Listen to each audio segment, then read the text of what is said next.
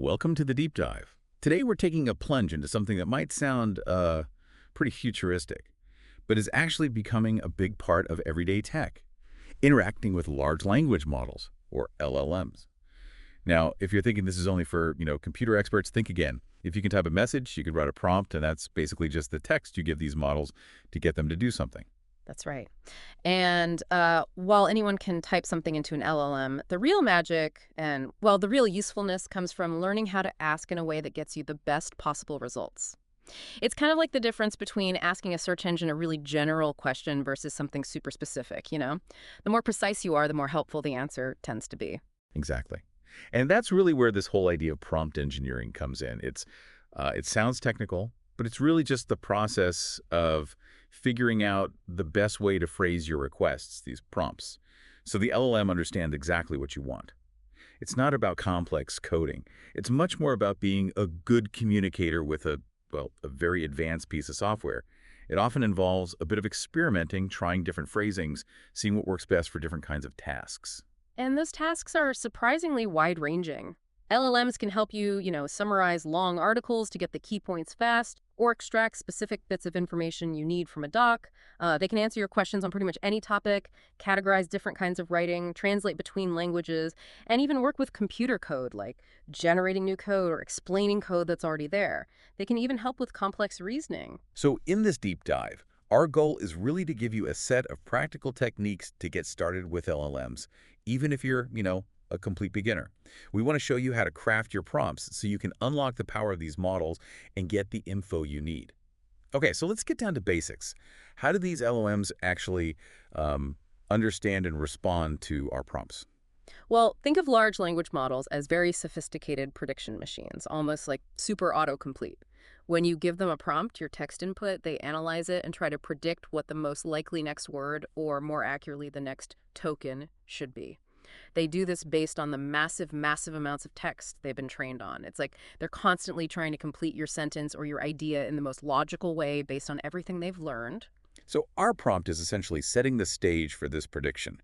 We're giving the model the starting point it needs to figure out what kind of output we're looking for. Precisely, yeah. And that's where prompt engineering becomes so crucial. It's about carefully designing that initial prompt to guide the LLM toward the specific kind of output you need, whether that's an answer, a summary, maybe a piece of code. And this involves not just the words you use, but also being aware that different LLMs, like Gemini, GPT, Claude, or even open source ones like Gemma or Llama, they might respond slightly differently to the exact same prompt. Interesting. So a prompt that works great in one might need a little tweak for another one? That's often the case, yeah.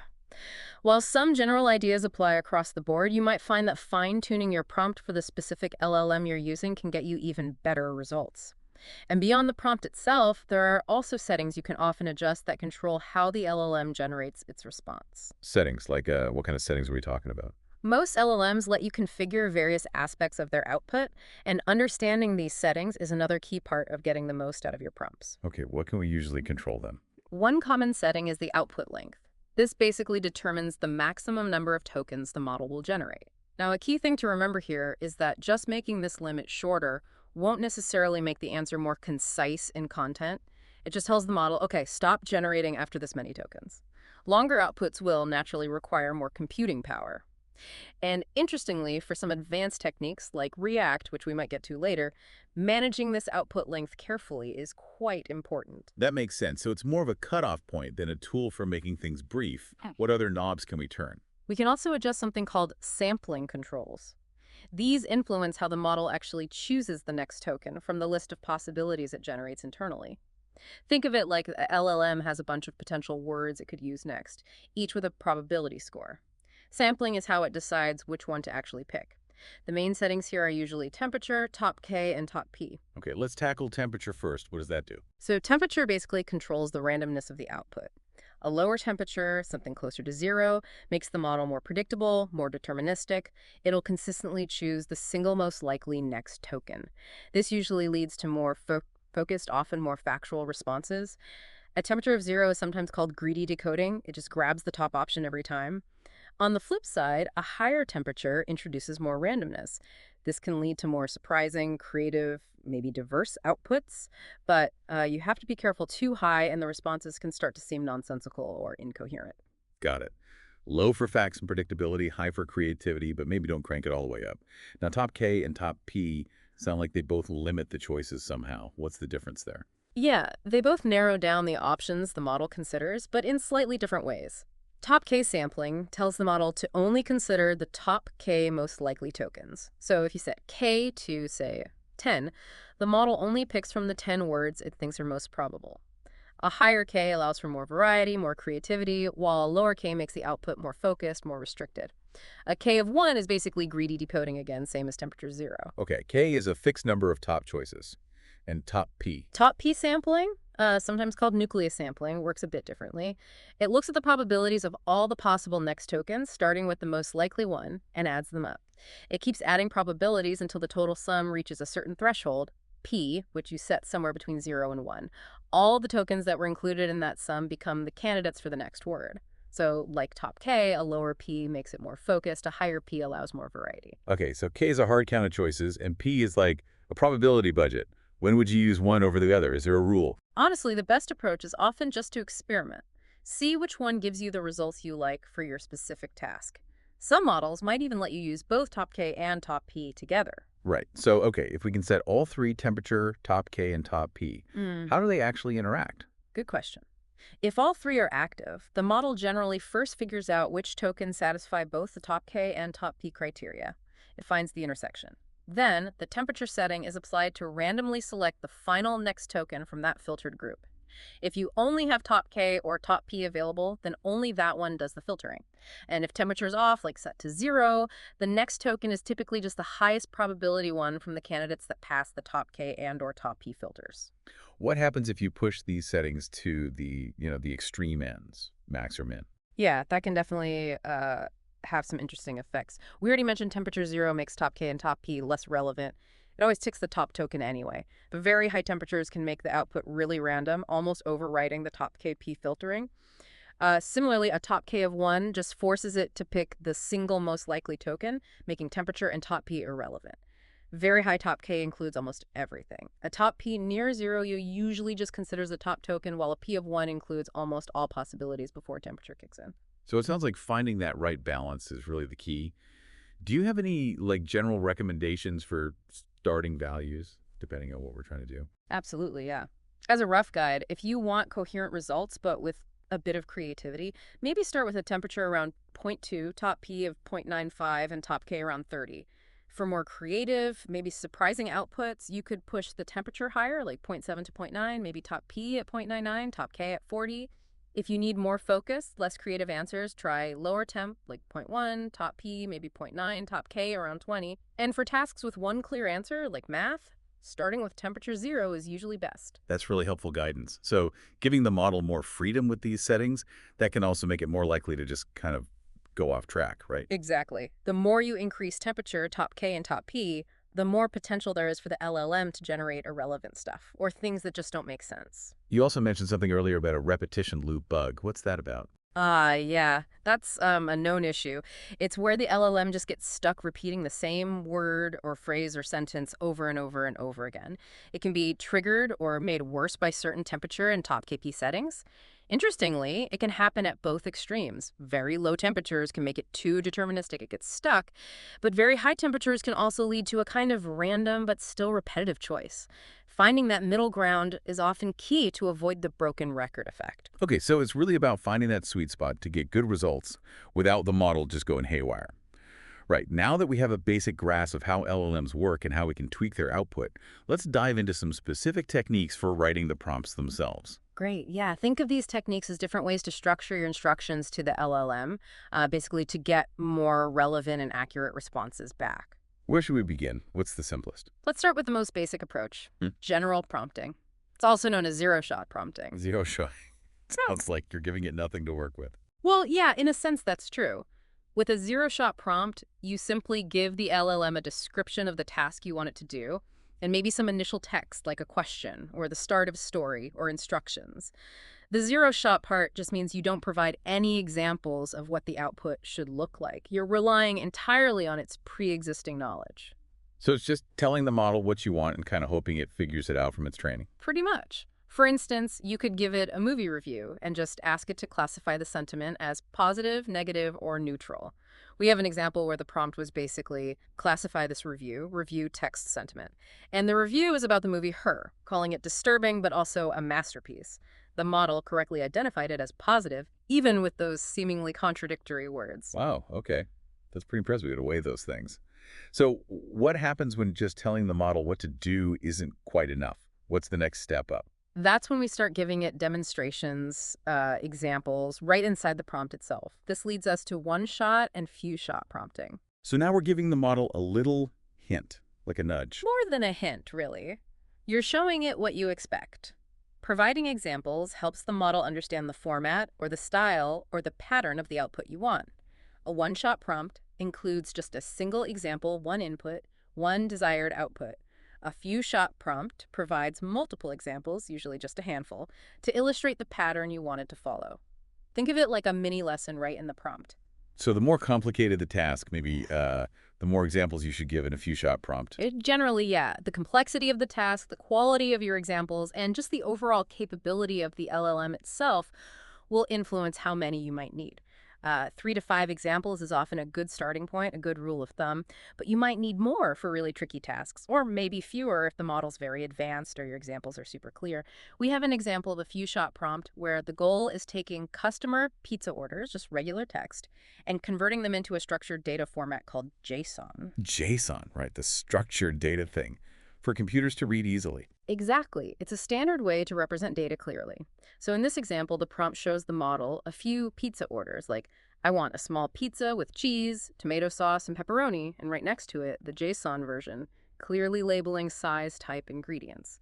Then, when you give the model a new order, it sees the pattern from the examples and outputs the correct JSON format it learns from the demonstration. That's really useful for getting organized data out of just, normal conversation. So what makes for good examples in one-shot or few-shot prompting? Well, the most important thing is that your examples are directly relevant to the task, obviously. They need to be clear, accurate, and well-written. Even a small mistake in an example can confuse the model.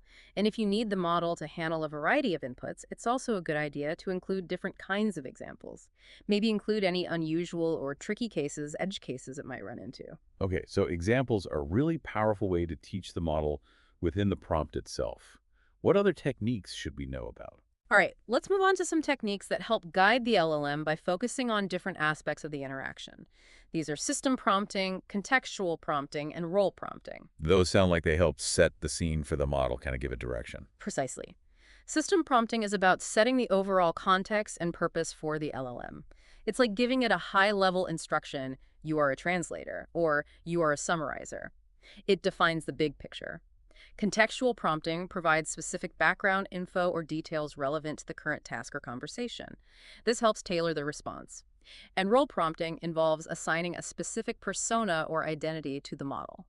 This influences its style, its tone, the kind of information it might use, its overall behavior. Okay, let me see if I got this. System is the overall job description, context is the specific memo for this task, and role is the character it should play. That's a great way to put it, yeah. While sometimes there can be a bit of overlap between them, they each have a distinct main job in shaping the LLM's response. Can you give us some concrete examples of how these work? Maybe start with system prompting. Certainly. For system prompting, imagine you want the LLM to classify movie reviews again, but you only want the output to be the label positive, negative, or neutral, and you want it in all uppercase letters. You could use a system prompt like, you are an expert movie review sentiment classifier. Your responses should only be the sentiment label in uppercase. Then you give it a review and boom, it just outputs positive or whatever, exactly like that. Another example is if you need that structured output, like JSON, you can use a system prompt to define the structure, say, specify the output should be a JSON object with fields for sentiment and movie name. That structure in JSON output sounds really useful again, especially for using the info later. It really is. It ensures consistency, makes it easier to feed into other systems. System prompts are also used behind the scenes sometimes for things like setting safety guidelines, preventing harmful content. Okay, that makes sense.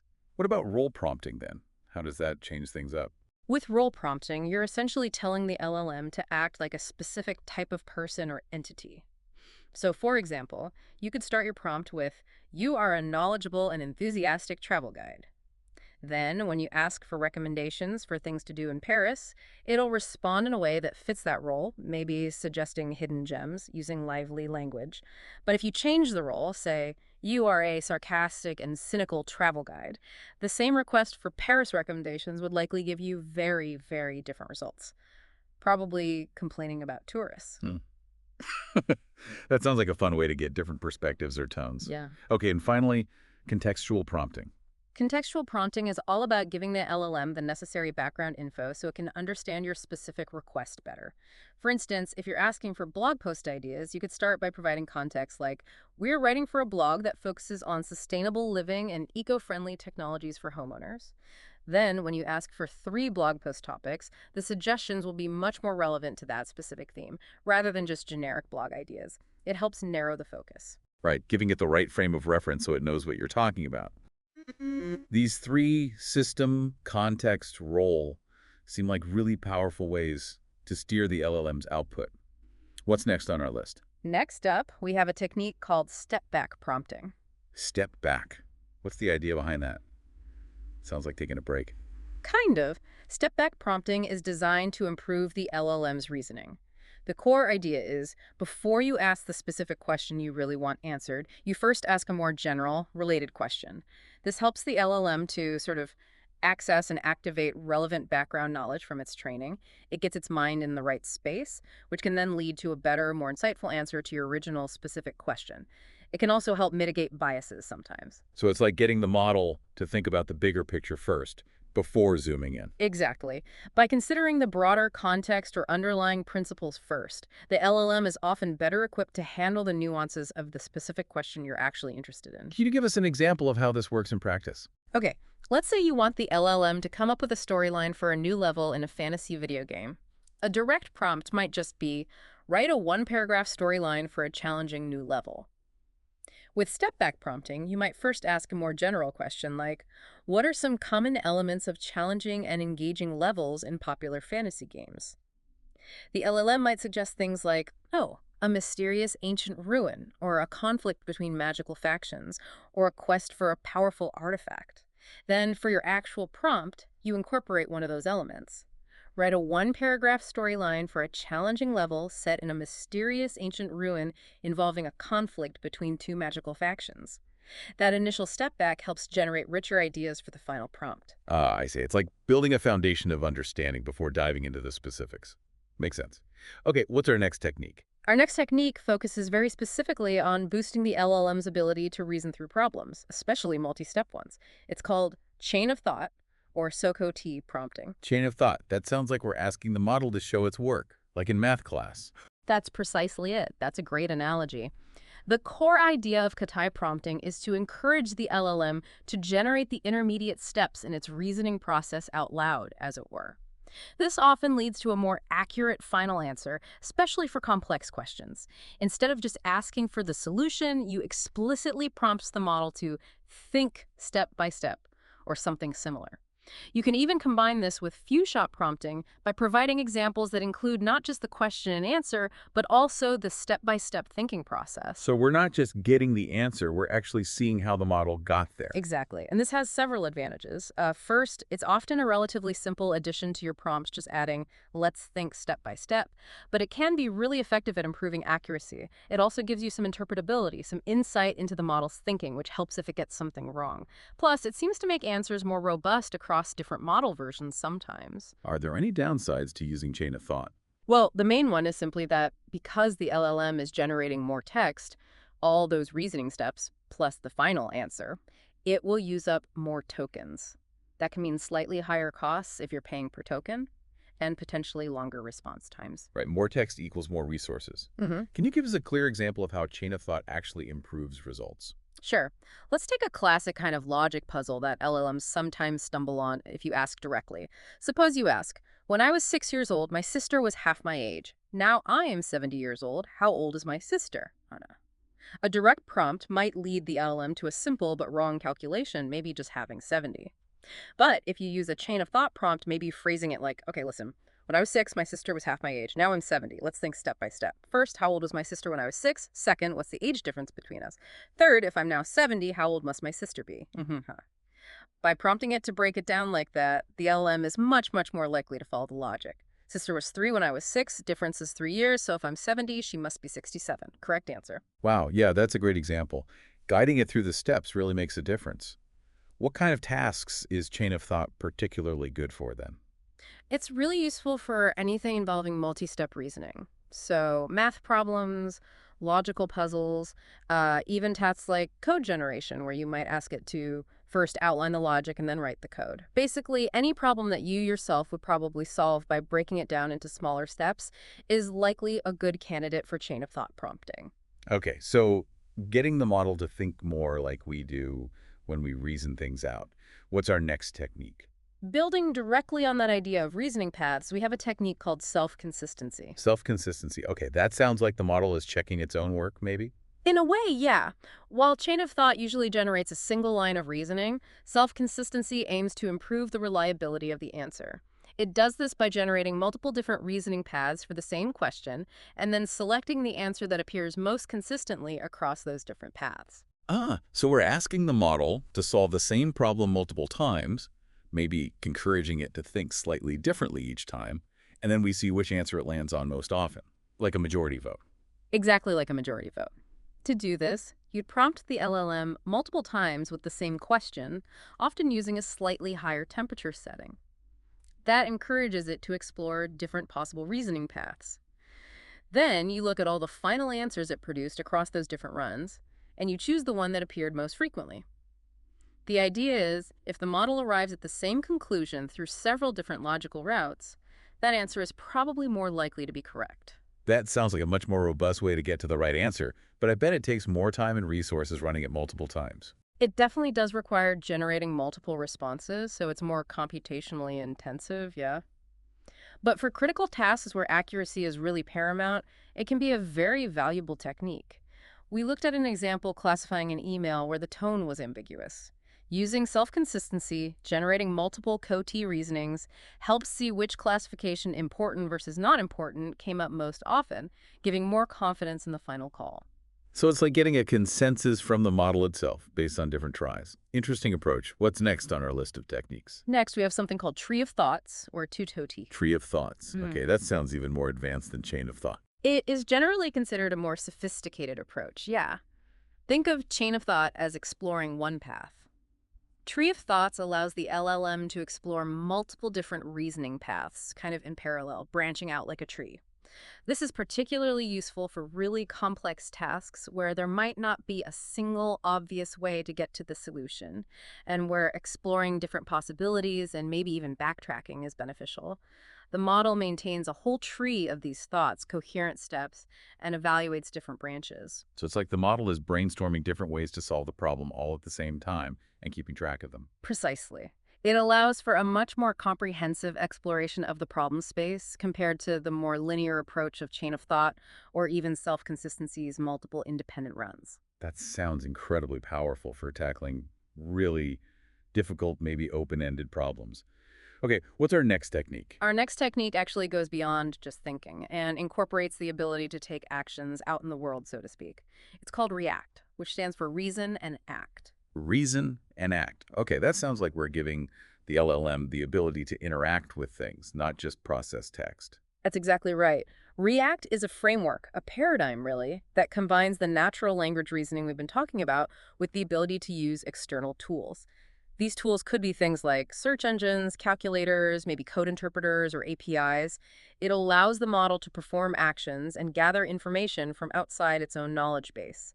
It's definitely a step towards building more capable, autonomous AI agents. So the LLM isn't just stuck with the data it's trained on. It can actually go out and get new information or perform calculations or run code. Correct. React tries to mimic how humans often solve problems. We think about the situation, reason, we might take an action to gather more information, like doing web search act. Then we observe the result of that action, update our reasoning based on what we found, maybe plan the next action, and continue this cycle until we reach a solution. Can you give us a practical example of how a React agent might work? Sure. Imagine you ask the LLM, Who is the current mayor of London, and what is their official stance on expanding the city's ultra-low emission zone? A React agent might first reason, I need to know the current mayor of London.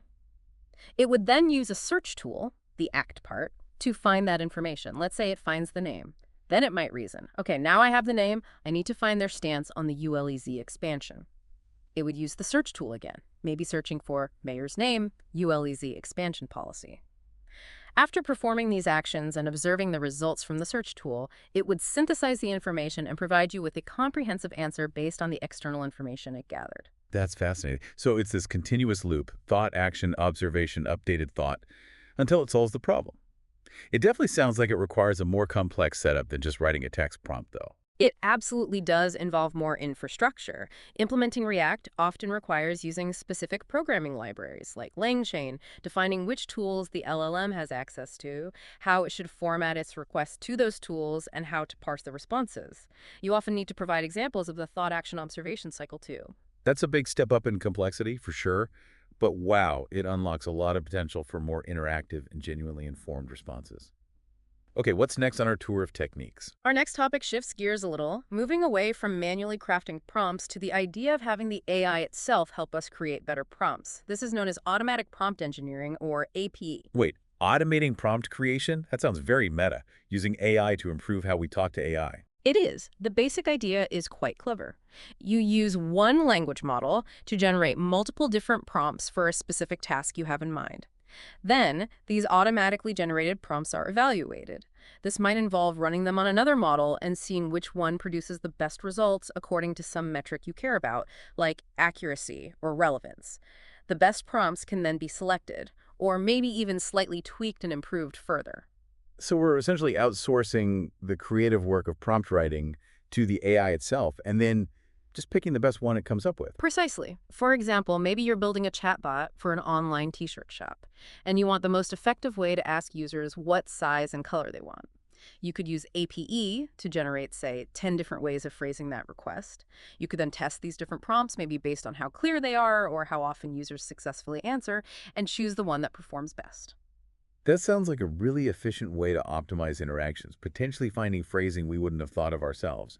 It can be very helpful, yeah, especially for discovering subtle nuances in wording that might significantly impact the model's performance or the user experience. Now, we've talked a lot about prompts for generating text, summaries, classifications. What about prompts specifically for working with computer code? You mentioned that earlier. That's an excellent point. While the core principles of good prompting clarity, specificity examples still absolutely apply, there are definitely specific ways you can use LLMs to help with various coding tasks. Models like Gemini handle text-based prompts, and that includes prompts about code. So we can use these language models as, like, coding assistants. Absolutely. For prompts for writing code, you can describe the functionality you need, maybe specify the programming language like Python, Bash, JavaScript, and the model can often generate a working code snippet for you. For instance, maybe you need to rename a whole bunch of files in a folder according to a specific pattern. You could prompt it. Write a bash script that renames all .jpeg files in the current directory to have a .jpg extension instead. It would likely provide the script, maybe even with comments explaining it. Of course, and this is crucial, you always need to read, understand, and thoroughly test any code generated by an LLM before running it, especially if it modifies files. Right, don't just blindly trust the magic code. Test it first. That could still be a huge time saver, though. What about understanding code that already exists? LLMs are also incredibly useful for prompts for explaining code. You can just paste a chunk of code into the prompt, maybe something complex or something you didn't write, and ask the model to explain what it does. You could ask for a line-by-line explanation or a high-level summary of its purpose. This can be fantastic for getting up to speed on unfamiliar code bases or just understanding intricate logic. That's like having a patient expert sitting next to you, ready to explain any code snippet. What other code-related tasks can they help with? They can also assist with prompts for translating code from one programming language to another. Say you have that bash script for renaming files, but you want to make it part of a larger Python application. You could provide the bash script and prompt. Translate the following bash script into an equivalent Python script.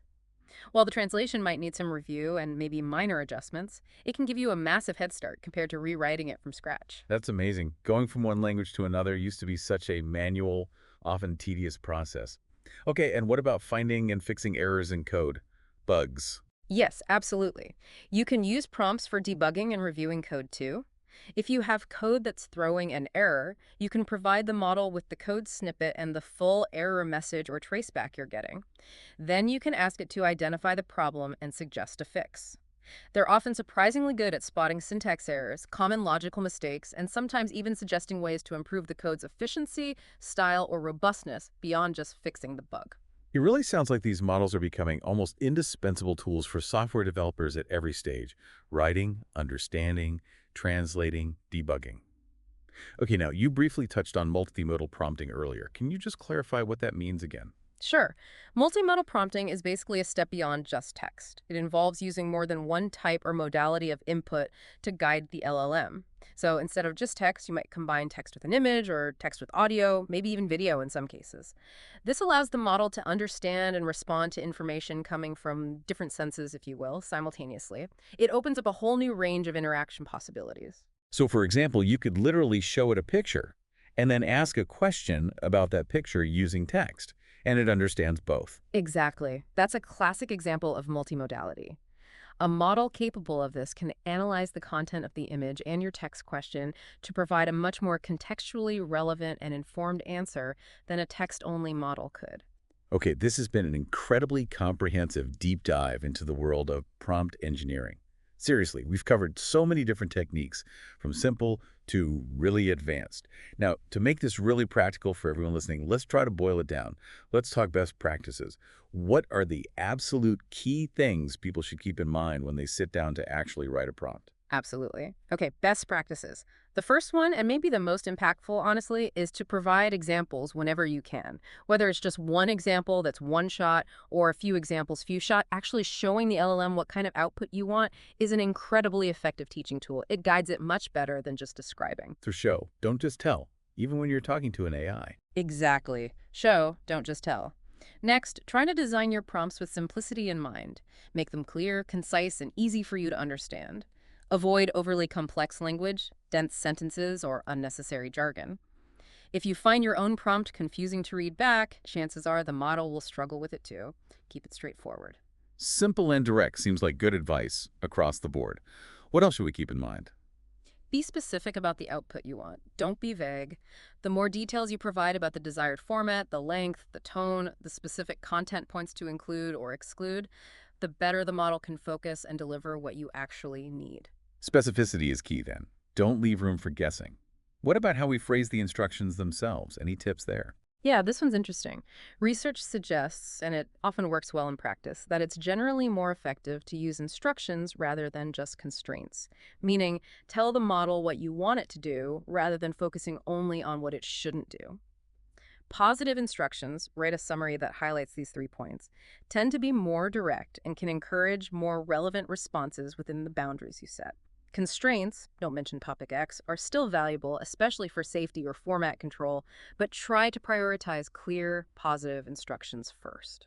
It's a subtle but important distinction. Tell it the goal, not just the things to avoid.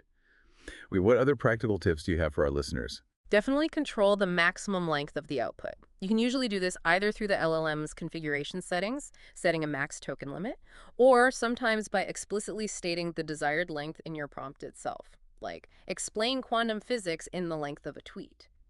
Also, use variables in your prompts whenever you can. This makes them much more flexible and reusable. Instead of hard-coding specific details like a city name or a product feature, use placeholders like city name or product. Then you can easily reuse the same prompt structure with different inputs just by swapping out the variable values. Saves a ton of time. Variables for dynamic prompts. Got it. That makes sense for reusing prompts. What about trying different approaches if the first one doesn't work? Absolutely. Experiment. Don't be afraid to try different ways of phrasing your request. Reword it. Try a different structure. Sometimes a small change in wording can lead to significantly better results. Also experiment with different input formats if the model allows, maybe using bullet points instead of paragraphs. And for few-shot prompting, especially if you're doing classification tasks, it's a good idea to mix up the order of the examples you provide. Don't put all the positive examples first and then all the negative ones. Mix them up so the model learns the features, not just the order. Start with maybe 6 examples if possible. That's a good specific tip for classification tasks, mixing the examples. And given how fast these models keep improving, how should we adapt our prompting over time? That's key. Stay informed about updates to the LLMs you're using. New versions might have improved capabilities, understand instructions differently, or respond better to certain prompting styles. Don't assume a prompt that worked perfectly 6 months ago is still optimal. Be prepared to revisit and refine your prompts as the underlying models evolve. Using tools like Vertex AI Studio can help you experiment easily. So continuous learning and adaptation are important on our side too, not just the AIs. What about the format of the answers we ask for? We mentioned JSON. Yes. Consider asking for structured output formats like JSON or maybe XML, especially for tasks where you need to process the information programmatically afterwards, like extracting data, parsing information, feeding it into another system. It makes the output much more predictable and easier to work with compared to just free-form text. JSON output often results in a more consistent style, forces the model to focus on the data, can reduce hallucinations slightly because it has to fit the structure, makes relationships between data points clearer, handles data types better, and is often sortable. Think back to that pizza order example or the movie review sentiment with JSON output. Right, we talked about JSON a few times. It definitely seems like a really useful format for getting usable data back. It is. But keep in mind, JSON uses more tokens, and sometimes if the output gets cut off due to length limits, you can end up with invalid JSON. In those cases, it's worth exploring tools or libraries designed specifically for JSON repair. There are libraries like JSON Repair in Python that can often fix incomplete or slightly malformed JSON. And related to that, for more complex interactions, especially if you're feeding data into the LLM, consider using JSON schemas. A schema defines the expected structure and data types of the JSON. Providing a schema can really help the model understand the input data, the relationships between fields, maybe even things like time sequences. Okay, using schemas to structure input, repair tools for output. These are all incredibly helpful practical tips. Any final words of advice, especially for someone just starting out, maybe feeling a bit overwhelmed? Two big things. First, document your prompt experiments meticulously. Seriously, keep track. Use a spreadsheet, a notebook, whatever works. Note the prompt version, the model used, the settings, temperature, etc. Whether the result was good or bad, or not, okay, maybe some feedback on why, and maybe even a link to the saved prompt if your tool allows it, like in Vertex AI Studio. If you're doing more advanced stuff like retrieval augmented generation, RAG, document details about the retrieval system too. This documentation is invaluable for learning, for testing on different models, and for debugging when things go wrong. If you operationalize prompts, save them separately from your code and have automated tests. And the second thing is just to remember that prompt engineering is fundamentally an iterative process. You'll rarely get the perfect prompt on the first try. You need to craft a prompt, test it, analyze the output, document what happened, refine the prompt based on the results, and then repeat. Experiment constantly, especially when models or configurations change. This has been a truly enlightening deep dive into, well, the art and science of prompt engineering.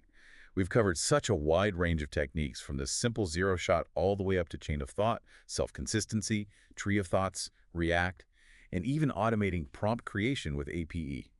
And crucially, we've armed our listeners with a really solid set of best practices to help them on their journey to becoming more skilled prompt engineers. Yeah, and hopefully we've demystified the process a bit, shown that interacting effectively with these incredibly powerful language models is really a skill that anyone can develop with a bit of practice and experimentation. So for you, our listener, the challenge now is really just to start experimenting. Take these ideas and techniques. Think about how you could apply them to get the information you need more effectively, maybe to streamline tasks you do regularly, or simply to explore the amazing capabilities of these tools. The world of LLMs is evolving so rapidly, and getting good at the art of the prompt is going to be an increasingly valuable skill. Maybe even take a moment to consider the deeper implications. How might this technology change how we all find, process, and interact with information in the years to come?